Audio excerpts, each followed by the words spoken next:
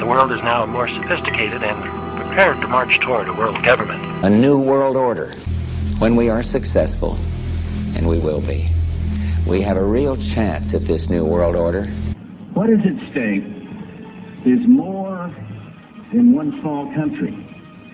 It is a big idea, a new world order. Out of these troubled times, our fifth objective, a new world order, can emerge. Now we can see a new world coming into view. A world in which there is a very real prospect of a new world order.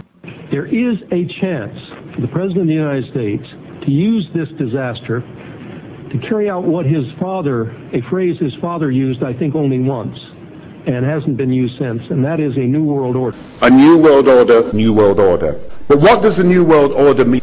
And realizes what I believe is our destiny of success in this new world order. So, in conclusion, ladies and gentlemen, a new world is emerging. It is a new world order with significantly different and radically new challenges for the future. And people better understand that they mean exactly what they're saying. It's a new world order they're trying to create, and they're trying to do so not only without approval or consent of the governed in this country, but despite the popular will. This is a straightforward assault by the elitists in this country. And said, and it's a phrase that I often use myself, that we needed a new world order.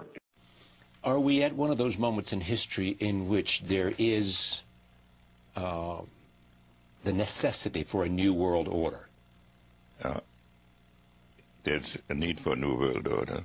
We might actually witness the creation of a new order. A series of conversations with former secretaries of state, with people from not just the United States but other countries, talking about this new world order and where we go from here. France intends to pursue, together with all people of goodwill around the world, this battle to build the new world order of the 21st century. Thank you very much. Today we must develop federal structures on a global level to deal with world problems. We need a system of enforceable world law, a democratic federal world government. In a closed-circuit hookup, Hillary Clinton congratulated Cronkite. For decades you told us the way it is, but tonight we honor you for fighting for the way it could be. In 1993, the WFA honored an editor for Time magazine for an essay he had written entitled The Birth of the Global Nation. Nationhood as we know it will be obsolete. All states will recognize a single global authority.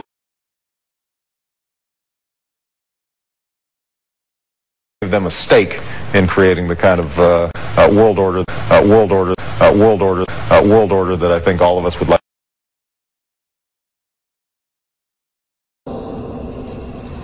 In an era of globalization, of political interdependence, where the world is ever more swiftly opening up, and the cliché about a global community becomes an economic, political, often social reality. In this new world, how religious faith develops will have a profound impact. The forces shaping this world at this moment are so strong.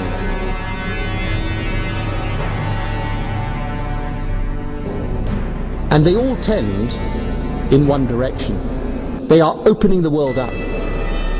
I sometimes say to people that in modern politics, the dividing line is often less between traditional left versus right, but more about open versus closed. Mass migration is changing communities, even countries. People communicate ideas and images instantly around the world, creating immediate political and ideological movements in a ferment of quickly devoured information. Economically, the world system is ever more dependent on confidence, robust when things are good, extraordinarily brittle when confidence dips. So the world is interdependent today, economically, politically, even to an extent, ideologically.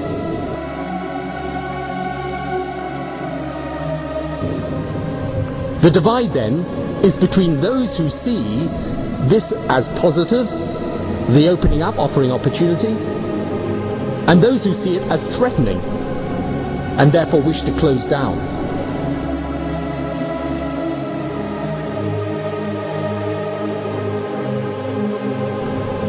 As you can see from the US presidential race, there are new questions that cross traditional party lines. Free trade versus protection, engagement in foreign policy or isolation, supporting immigration or opposing it. In each of these issues, it is less left versus right than open versus closed. And all these issues derive from a fear that globalization is throwing people and cultures and countries together, but with no common sense of values or understanding of each other. The landmark Gallup poll being taken worldwide now demonstrates the huge centrality of cultural and intercultural sensitivity as to how globalization is perceived. It is in this context that the role of faith is especially important, not least because most religions were global even before political and economic systems were. If people of faith reach out to one another, learn to coexist, believe in respecting the other, they can play an important part in reducing that fear and tension, being proud of their own distinctive religious and often cultural identity, but open and in amity towards those of a different religion. Alternatively, religious faith could be used to bolster, to promote, to intensify the very clash of civilizations we seek to avoid. That is why it matters to those of different faiths and those of none to have a powerful interfaith encounter, precisely because such an encounter symbolizes and enacts a world of coexistence, not exclusion. In fact, I would widen the argument still further. I believe faith can transform and humanize the impersonal forces of globalization and shape the values of the changing set of economic and power relationships springing up in the early 21st century. This is one of the issues I'll explore in the Faith and Globalization course, which I'm starting with Yale University later this year.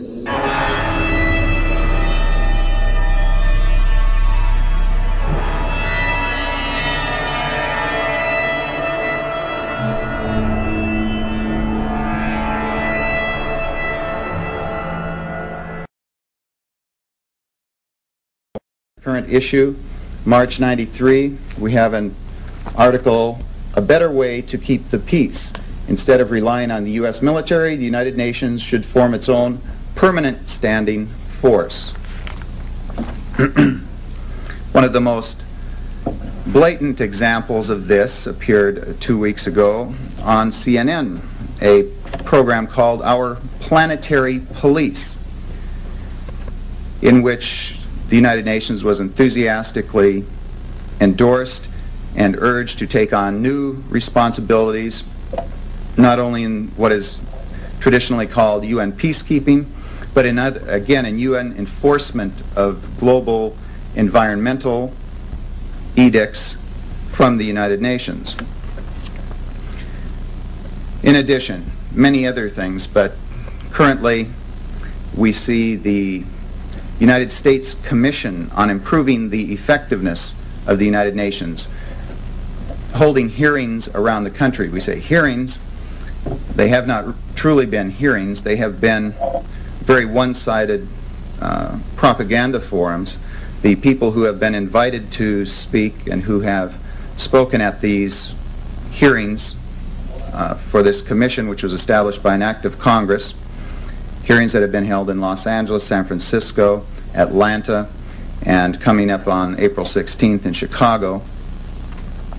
The people who have been featured have been representatives of the United World Federalists, United Nations Association, the Association of World Citizens, organizations which all advocate a strengthened, empowered United Nations and a diminished or abolished United States Constitution. Organizations which all advocate a strengthened, empowered United Nations and a diminished or abolished United States Constitution.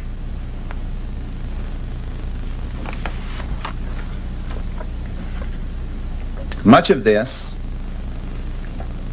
new prestige and acceptance for the United Nations, of course, came about in the last couple of years, particularly with the Persian Gulf War for the New World Order under President George Bush.